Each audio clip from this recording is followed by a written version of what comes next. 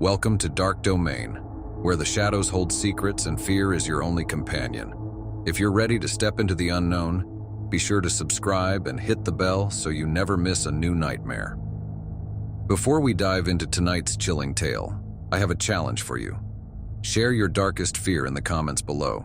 But here's the twist. Describe it in only 3 words. Let's see who has the most terrifying imagination.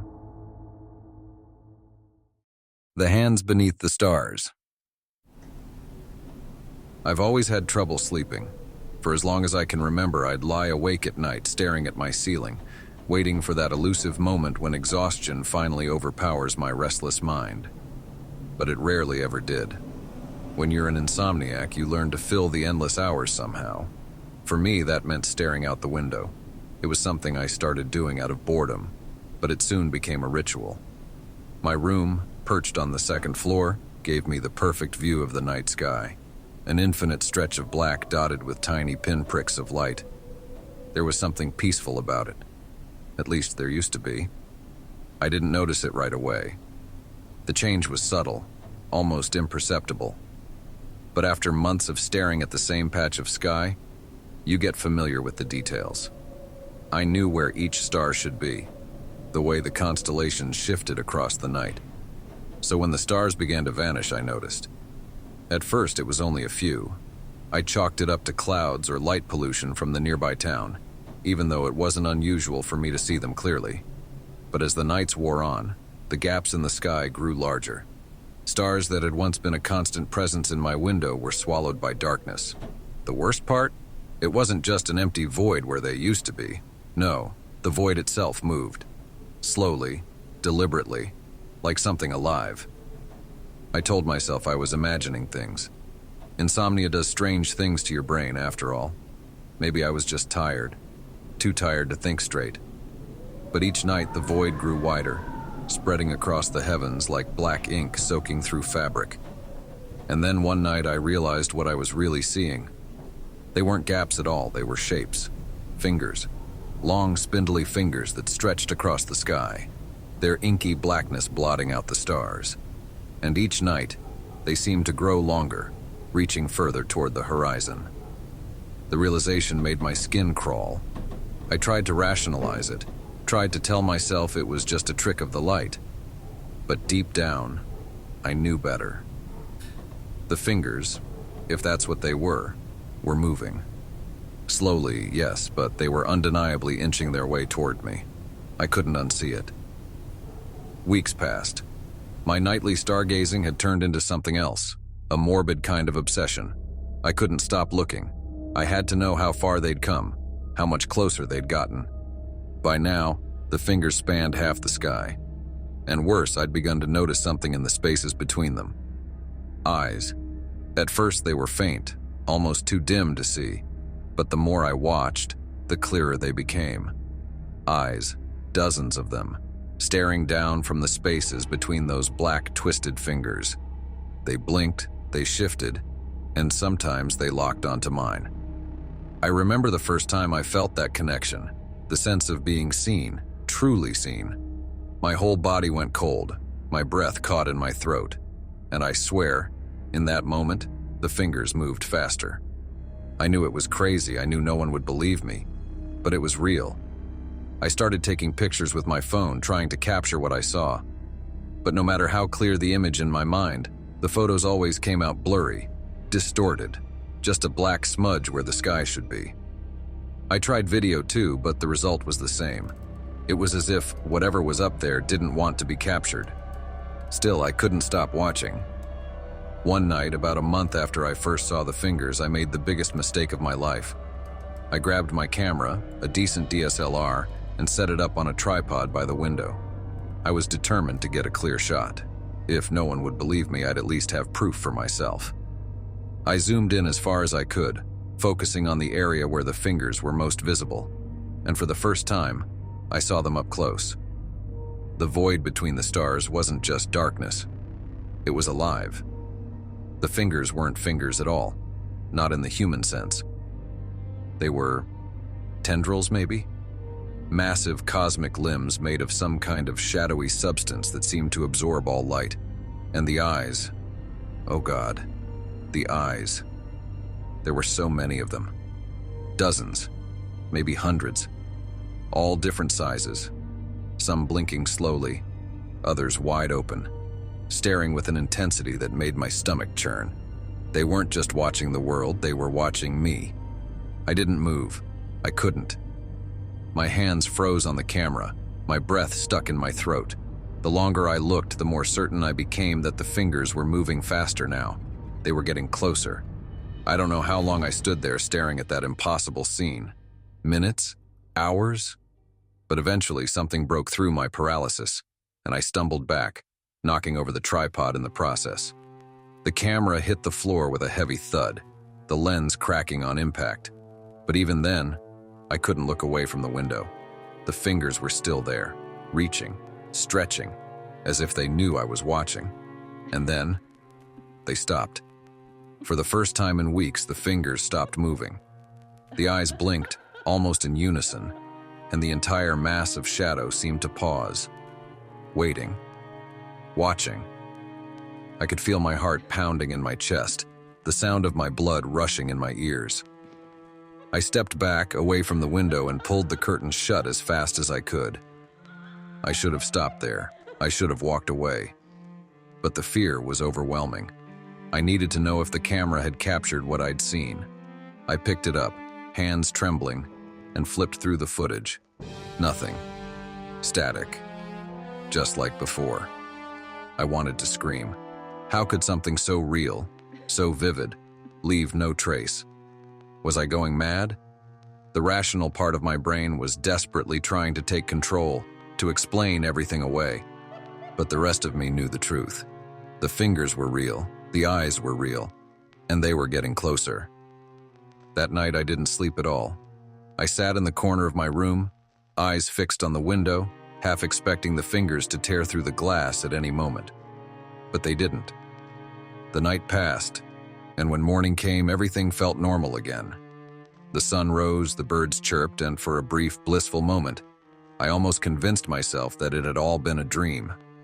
Almost. I didn't open the curtains for 3 days after that, but it didn't matter. I could feel them out there. They were waiting. I could hear the faint sound of scratching at night like nails on glass, growing louder with each passing hour. They knew I'd seen them. They knew I was afraid. On the 4th night, I made the mistake of looking again. The sky was gone. Where the stars and the moon should have been, there was only darkness. The fingers had reached the window, their long, spindly tendrils pressed against the glass, as if testing the barrier between us. I couldn't breathe. I couldn't move. My mind screamed at me to run, but my body refused to listen. Then one of the fingers tapped, and it was a gentle sound, just a single tap like someone knocking politely, but it reverberated through me like a thunderclap. The world stood still. I staggered back, heart racing, and slammed the curtains shut. The tapping stopped. Silence.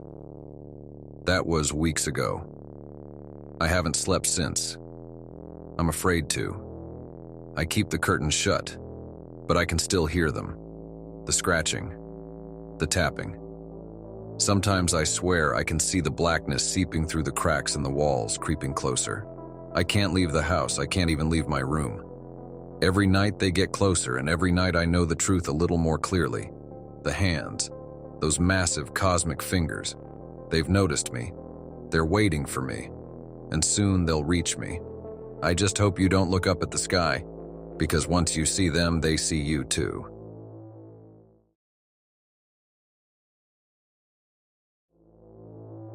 The sound of silence. We didn't know the world had gone quiet until it was too late. It started small. One by one, people stopped talking. At first, we thought they had just grown tired of the noise, the constant buzz of the modern world, filled with notifications, endless chatter, and the hum of life. But soon it became clear that something was terribly wrong. It wasn't just people choosing silence. They were being consumed by it. I first noticed it with my neighbor, old Mr. Wallace. He was always the kind to strike up conversation whenever I passed him on my way to work. He had one of those weathered faces that always seemed to smile even when he wasn't. Every morning without fail, he'd be out on his porch waving and calling out, "Morning, kiddo." But then, one day, he wasn't. He was sitting there, same as always, but he didn't wave, didn't call out. His lips moved like he was speaking, but no sound came out. I thought he was maybe hoarse or playing a joke, so I waved and kept walking. The next day was the same, and the day after that. His mouth moved, but no sound. Just silence. I told myself it was just old age catching up with him. Still, something about it unsettled me. The way his eyes looked, blank, unfocused, like he wasn't really there. The image lingered in my mind as I walked to work, nagging at the back of my thoughts, but I pushed it away. I had bigger things to worry about. But then it started happening everywhere. At first, it was just a few people in the streets. A couple on the bus, their mouths moving silently as if engaged in a deep conversation, oblivious to the fact that no sound was coming out. A cashier at the local supermarket mouthing, "Have a nice day," with nothing but the dead air hanging between us. Each time it happened, my skin prickled, but no one else seemed to notice or care. People carried on, as if they'd grown used to it, as if silence was a normal part of their lives now. Then one day my boss stopped talking. It was in the middle of a staff meeting. We were discussing the quarterly report, and he was his usual animated self, pointing at charts, talking about projections, when suddenly his voice just vanished. His lips moved, but there was nothing, not even the shuffling of papers or the rustle of clothes. The entire room went eerily still, as if the sound had been sucked out of the air. My coworkers sat there, nodding along like nothing had happened, their faces blank and oblivious. I glanced around, expecting someone to react, to say something, but no one did. It was as if the silence had taken them too. A cold dread settled in my chest. I raised my hand, my voice trembling as I asked, "Does anyone else hear that?" But no one even looked my way. They all just stared straight ahead, like they hadn't heard a word I'd said. My boss kept speaking silently, pointing at his charts, his lips moving in a soundless lecture.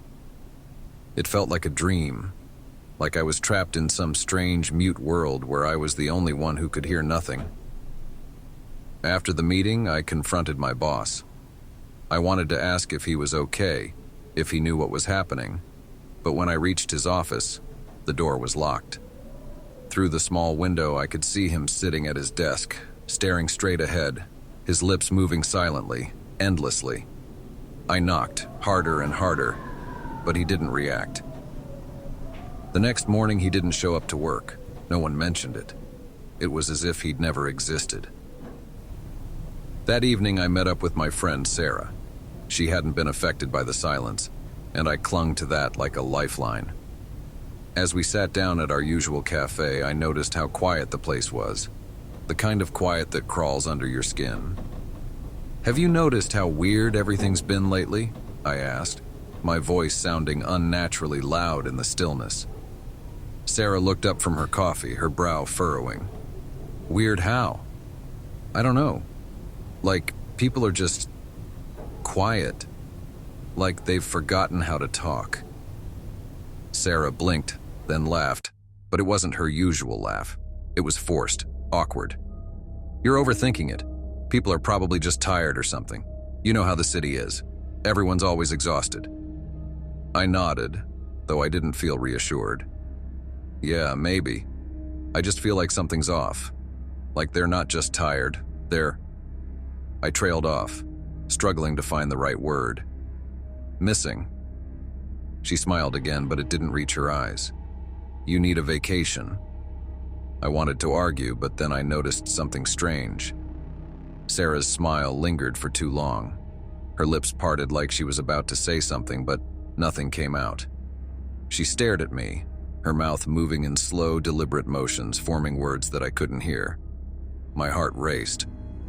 "Sarah?" I leaned in, trying to catch even a whisper, but there was nothing. She kept mouthing words, oblivious to the silence that had swallowed her. I stood up abruptly, knocking my coffee over, the liquid spreading across the table. "Sarah!" She didn't react. She just sat there, moving her mouth in endless, soundless conversation. It was like she didn't even realize she wasn't speaking anymore. I stumbled out of the cafe, my pulse pounding in my ears. The streets were quiet. Too quiet. It wasn't just that people had stopped talking. There were no footsteps, no cars, no wind rustling through the trees. Nothing. It was as if the world itself had been muted. Panicking, I rushed home and locked the door behind me. I grabbed my phone to call someone, anyone, but when I dialed, there was no ringtone, not even the dull hum of the line connecting. I threw the phone down, my breathing shallow and fast. This wasn't just happening to other people, it was spreading. Then the silence deepened. It's hard to explain, but the quiet wasn't just an absence of sound anymore. It had weight, pressure. It pressed against my skin, my skull, my thoughts. I covered my ears, trying to block it out, but that only made it worse. I could feel the silence creeping, seeping into my bones. A whisper of static crackled in my mind, like the noise that used to fill old radios when they couldn't find a station. Faint at first, but growing louder. And then, through the static, I heard it. A voice. But it wasn't coming from outside. It was inside me. "Join us." I froze. My hands trembled as I clutched the sides of my head, desperate to drown out the noise. But the voice kept repeating. It was faint, but clear, impossibly clear. "Join us in the silence." I screamed, but my own voice came out as nothing more than a breath. A shadow of sound. I ran to the mirror, staring at my reflection, my mouth hanging open in silent terror. My lips moved, forming words, but they didn't reach my ears. I slapped my hand against the wall, desperate to make noise, but the impact was dull, lifeless. That's when I understood. The silence wasn't just taking people's voices, it was consuming them. One by one, people were being pulled into a world of endless quiet, swallowed by something that lurked in the absence of sound. And once it took your voice, it took you. I backed away from the mirror, but it was too late. The static grew louder in my mind, and the voice returned. "Join us." This time, it wasn't a suggestion, it was a command. The room around me seemed to shimmer, as if reality itself was bending. The silence became thick, suffocating. I tried to scream again, but the sound wouldn't come. The voice inside my head was louder now, drowning out all thought. "Join us." I clutched at my ears, desperate for anything, any noise. But all I could hear was the static in that voice. Then something shifted. The world around me faded, and I was no longer in my apartment. I was standing in a vast, endless space, gray and empty, stretching out in all directions. The silence here was absolute. Not just quiet, but the absence of life, of existence.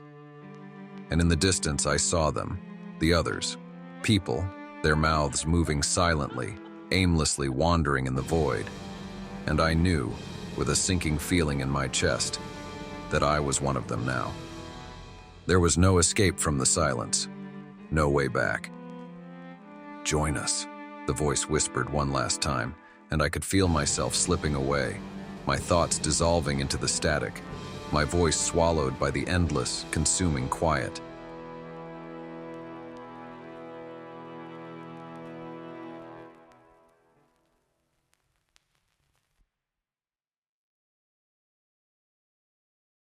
Echoes in the rain. It started with the rain. Not a normal stormy downpour, but a slow, whispering drizzle that seemed to hang in the air, never quite touching the ground.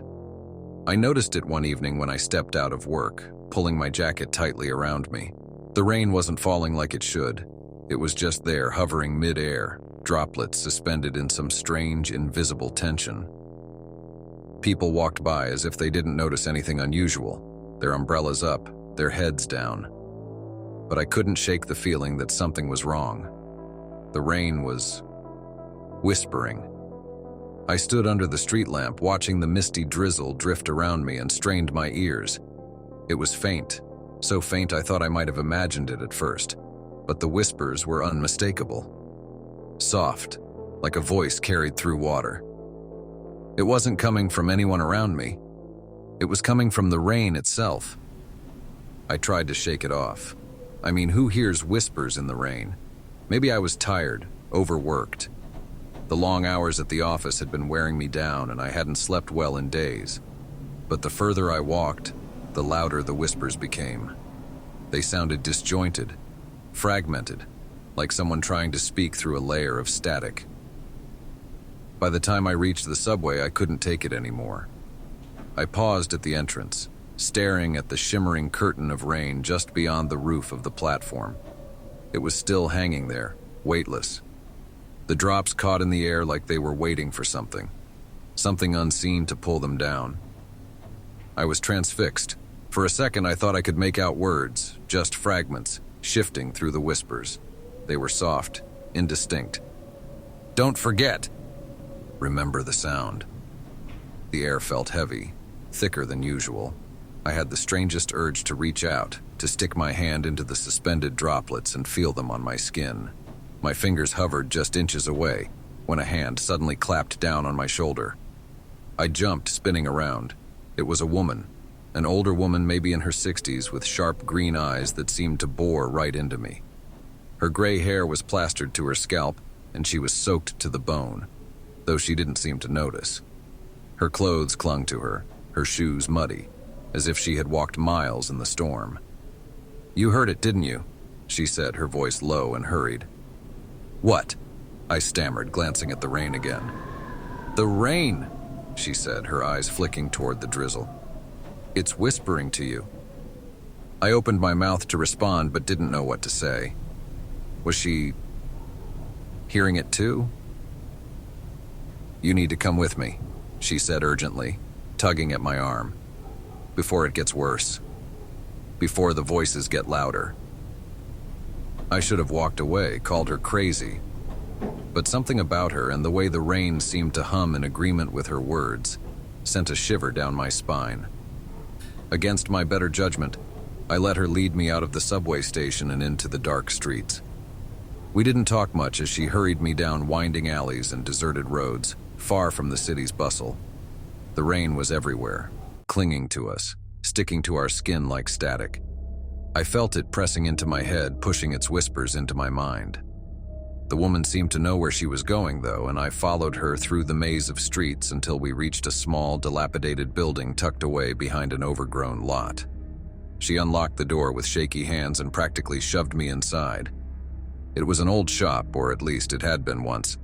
The windows were grimy, and shelves of dust-covered trinkets lined the walls. Candles flickered in the corners, casting eerie shadows over everything. "Close the door," the woman snapped, peering nervously out into the rain. I did as she said, shutting out the whispering drizzle. For a moment, the silence was deafening. She exhaled slowly and turned to me, wiping water from her face. "We're safe here." "Safe from what?" I asked, my voice thick with confusion and fear. "What the hell is going on?" "The rain," she said, pacing across the room. "It isn't normal. It hasn't been normal for years." I stared at her, unsure whether I had just made the biggest mistake of my life by following her here.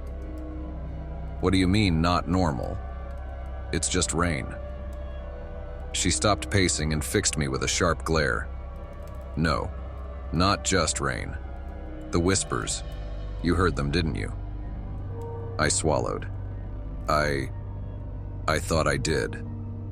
"Thought?" She snorted. "You wouldn't be here if you hadn't heard them. The rain. It speaks to those who listen, but it doesn't speak with words. It's not like anything you've heard before." I rubbed my forehead, trying to wrap my mind around what she was saying. "What are you talking about? Why would rain whisper?" She sat down across from me, leaning in as if she were about to tell me a secret. "The rain is haunted," she said. "Not by spirits or ghosts, but by something older, something deeper." I stared at her, waiting for more, but she seemed to struggle with how to explain. After a moment, she sighed, and reached into her coat pocket, pulling out an old, tattered journal. She slid it across the table to me. "This will explain better than I can." I picked up the journal, flipping through its yellowed pages. The handwriting was cramped and rushed, notes scribbled in the margins, diagrams I didn't recognize. One phrase kept repeating on nearly every page. "The voices are in the rain." "There are others," the woman said quietly as I skimmed the pages. "Others like you. People who've heard the whispers." "Who wrote this?" I asked, my voice barely above a whisper. "My brother," she said, her eyes glazing over with memories. "He was one of the first, back before anyone knew what the rain was." I looked up at her. "What happened to him?" She hesitated, glancing toward the window. The rain pattered softly against the glass, but inside, the air felt thick and still. "He went looking for answers," she said finally. "He thought he could find the source of the voices, that maybe if he understood them, he could stop them." I frowned. "Stop them from what?" "From taking him." A chill ran down my spine. "What do you mean, taking him?" She leaned forward, her voice low and trembling. "The rain doesn't just whisper. It calls. And if you listen too long, if you let it in, it takes you." I swallowed, glancing back at the journal in my hands. "Takes you where?" Her lips pressed into a thin line. "No one knows. But they disappear. Everyone who listens too long. They vanish into the rain." I put the journal down, my heart pounding. "So what? You're telling me your brother disappeared because he listened to the rain?" She nodded, her expression grim. "Not just him, others too. It's happening more and more now. The whispers are spreading. It's getting louder." I rubbed my hands over my face, trying to shake off the creeping dread that was settling in. "Why me? Why am I hearing it?" "I don't know," she said, her voice barely above a whisper. "Some people are just sensitive. Maybe you're one of them. But once you hear it, once you notice it, it doesn't stop." The air in the room felt heavy, oppressive. I could hear the rain outside, still whispering faintly, its soft voice pushing against the walls. "How do I stop it?" I asked, my throat tight. "How do I make it go away?" The woman looked away, her expression dark. "There is no stopping it. Once the rain finds you, it keeps calling. All you can do is drown out the noise, try to block it out. But even then, the silence is only temporary." For the next few days, I did everything I could to avoid the rain. I stayed inside, keeping my windows shut, my headphones in at all times, playing music or podcasts at full volume. But even with the distraction, I could still feel the whispers pressing at the edges of my mind, like a distant echo, growing louder with each passing day. I didn't see the woman again. After that night in the shop, she vanished. No phone number, no address. I tried to find her, to get more answers, but it was as if she had never existed. Then the rain came again, heavier this time, relentless, and the whispers were back, stronger than ever. I could hear them through my headphones, even when I cranked the volume up as high as it would go. The rain was inside my head now, pushing, whispering, beckoning. "Come closer, listen, remember." I stayed locked inside my apartment, curtains drawn, hands over my ears, but it didn't help. The rain was all I could hear. Even in my dreams, it was there, whispering softly, pulling me towards something I couldn't understand. One night, after hours of fighting it, I couldn't take it anymore. I had to know. I had to find out what it wanted. I grabbed my coat and stepped outside into the downpour. The rain hit me like a wall of sound, the whispers roaring in my ears now, drowning out everything else. I stumbled down the street, soaked to the bone, but I didn't care. The rain was calling me, and I had to follow it. It led me to the outskirts of town, to a place I had never been before. A stretch of forest, dense and overgrown, where the trees seemed to bend and sway in the wind. The whispers were so loud now, I could barely think, but I pressed on, deeper into the woods. Eventually, I found myself standing in front of an old, crumbling well. The stones were slick with moss, and the air around it felt colder than the rest of the forest. The rain seemed to gather around the well, swirling above it like a cloud of mist. I stepped closer, peering into the darkness below. The whispers were coming from the well now, echoing up from its depths, calling me down. Remember, find us. We are waiting. My heart pounded in my chest as I knelt at the edge of the well, staring into the abyss. The whispers were so loud, so clear now, that they felt like my own thoughts.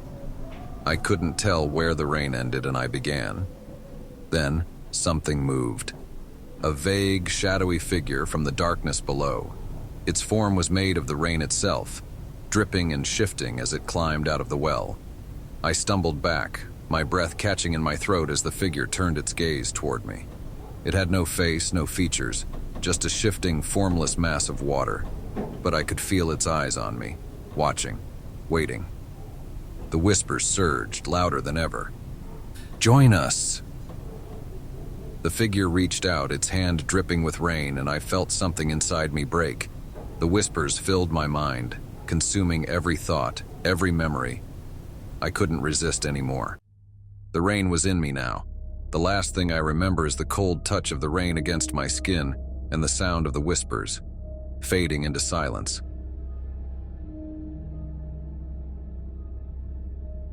You've made it through another night in the dark domain, but remember, the darkness is always watching, and it's never truly over.